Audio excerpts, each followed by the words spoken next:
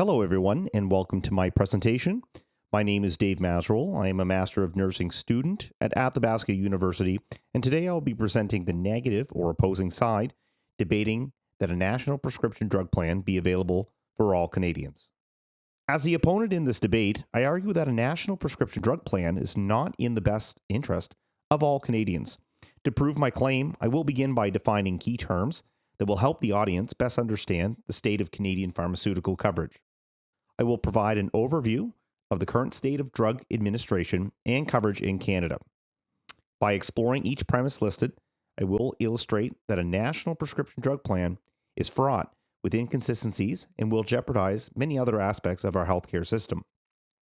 Finally, I will round out this presentation by highlighting key points made by the opposition and restate my position.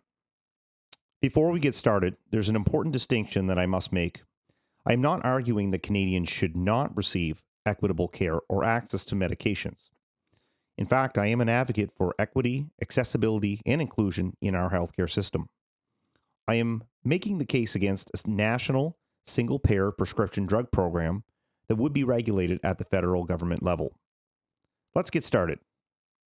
There are several key terms and concepts to define before I begin my argument.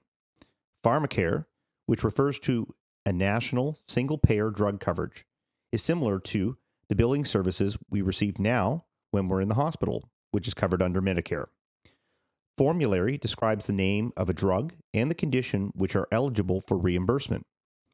Formularies can be open, which include all drugs available for sale, or managed, including only necessary drugs depending upon criteria, such as medical conditions, population health, or therapeutic value.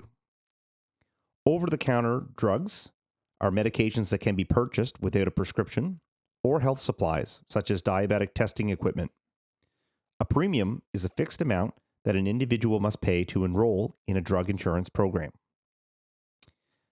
A deductible is an amount that an individual must pay out of pocket on drugs before the costs are shared with the drug coverage program. Co-payment refers to the fixed dollar amount that an individual must pay for each drug. Co-insurance, on the other hand, is a fixed percentage of the drug's costs that must be paid by the individual. Brand name drugs refer to drugs that were the initial version. They can be patented or non-patented when listed as active new substances, and they often serve as reference drugs. And lastly, generic drugs have identical ingredients that were introduced after the brand name drugs came into the market. It is a fact that Canada is the only developed country with a universal healthcare system that does not include drug coverage. Despite having Medicare, which assumes the cost of hospital and physician care, Canadians are required to foot the bill for prescription drugs in a non-standardized way. Canadians pay 43% more per capita for prescription drugs compared to other developed countries in the world. And these higher-priced drug plans have resulted in difficulty regulating the costs. In 2019, it was reported that 18% of Canadian households incurred medication costs that were unaffordable. Trends and data related to the ability of Canadians to pay for prescription drugs suggest that not everyone can afford medications that are prescribed to them.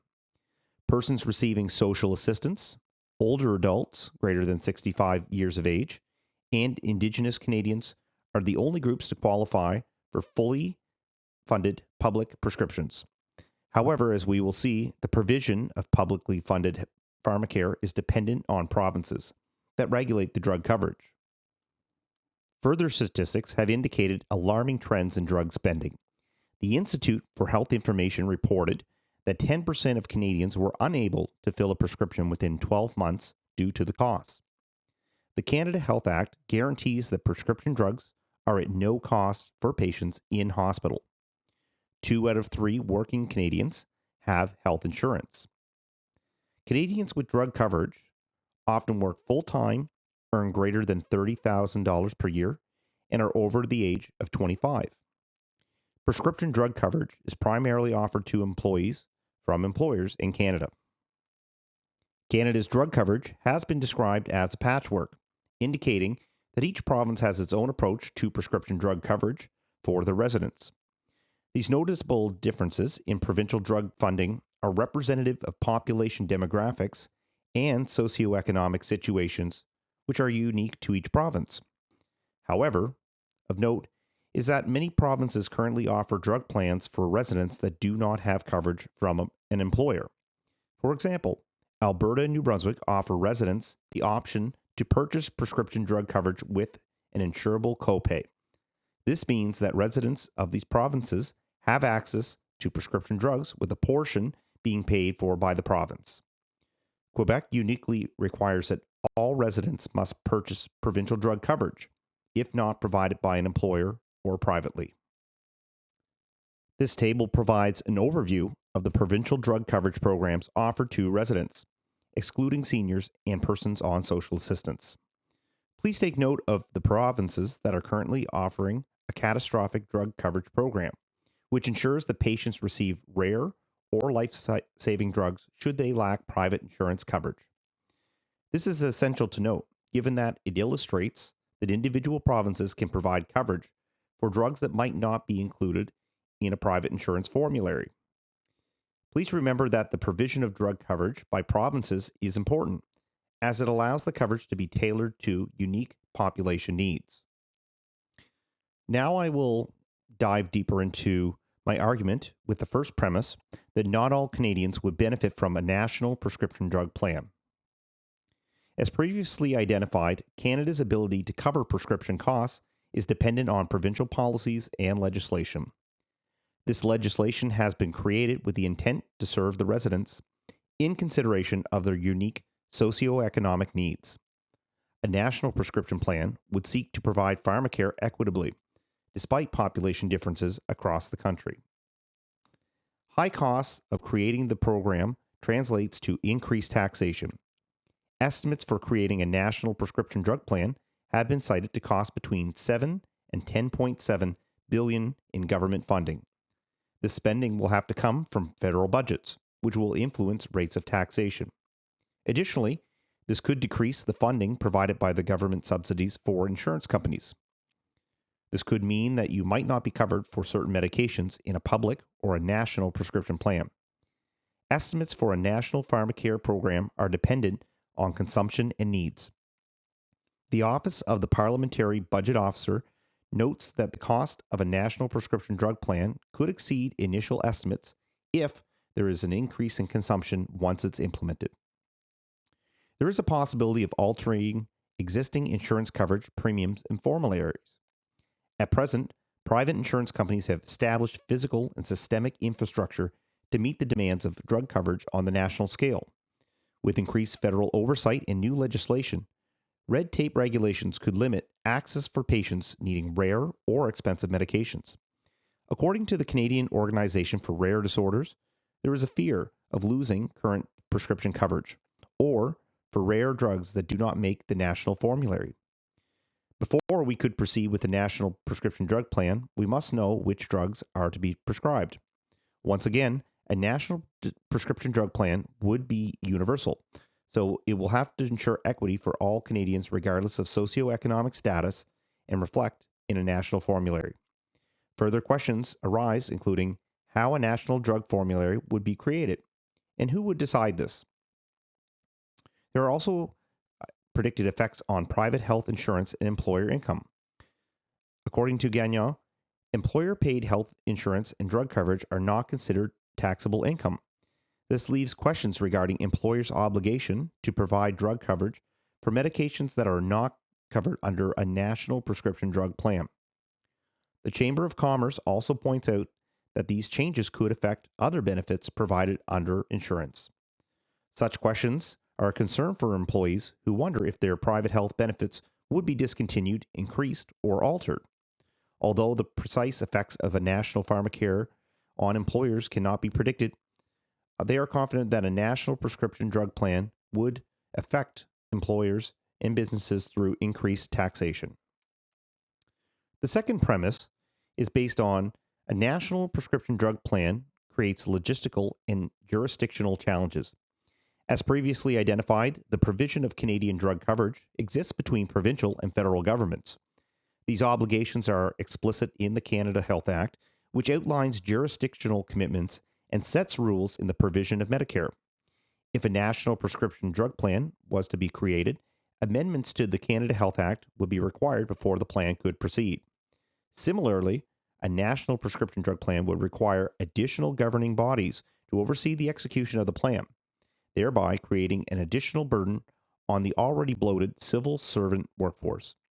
The Office of the Parliamentary Budget Officer has earmarked $55 billion in spending for civil servant salary costs in 2022 and 2023.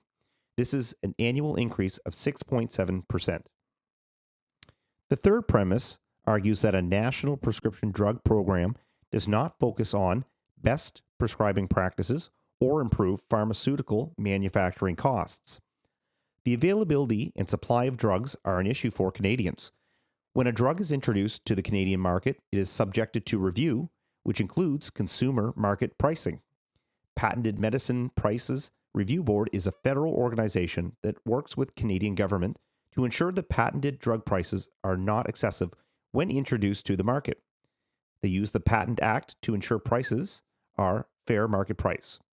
This organization notes that increasing lobbying efforts and increasing political pressure for drug companies to decrease their costs would promote fairness in pharmaceutical pricing. The Advisory Council for the Implementation of National Pharmacare notes that Canadians pay for these high-cost drugs without focusing on cost versus benefit analysis. There is no national repository for this information. This therefore suggests that we lack sufficient data to implement a responsible, evidence-based national prescription plan given the lack of metrics. The opioid crisis is a pertinent example of outcomes related to poor prescribing practices and lack of oversight. According to Public Safety Canada, Canada is experiencing an increasing opiate epidemic that has led to the loss of life, significant strain, socioeconomic hardship, and incurred significant costs to healthcare and public services. As we continue to see the rate of addiction and overdose proliferate, we must ask ourselves if a national prescription drug plan is equipped to handle the scope of this epidemic. Questions to ask are, how would opiates and controlled substances be regulated in the National Pharmacare Program? How will prescribing practices be measured? Will there be new information created to track prescribing practice? This needs to be addressed before any national prescription drug plan can be implemented. In summary, I have presented the opponent position, which is against a national prescription drug program. I have demonstrated the vast differences in medication needs that exist across the country, while highlighting strengths and weaknesses in the current model of care. I have argued that a national prescription drug plan does not meet the needs of all Canadians, given the uncertainties surrounding the costs, changes to the current medication coverage, and the potential to hurt employers and business owners. I have provided examples of logistical and jurisdictional challenges that make a national prescription drug plan unattainable in its current state. And I have drawn your attention to the opiate epidemic as an example of poor pharmaceutical governance and practices. Therefore, Canadians must lobby pharmaceutical companies and politicians for legislation to stabilize pharmaceutical inflation and promote fairness in pricing. Given this information presented, the significant costs and complexities of our current programs, a national drug plan is not immediately in the best interest of Canadians. Thank you for listening to my presentation. I look forward to more discussion in the week to come.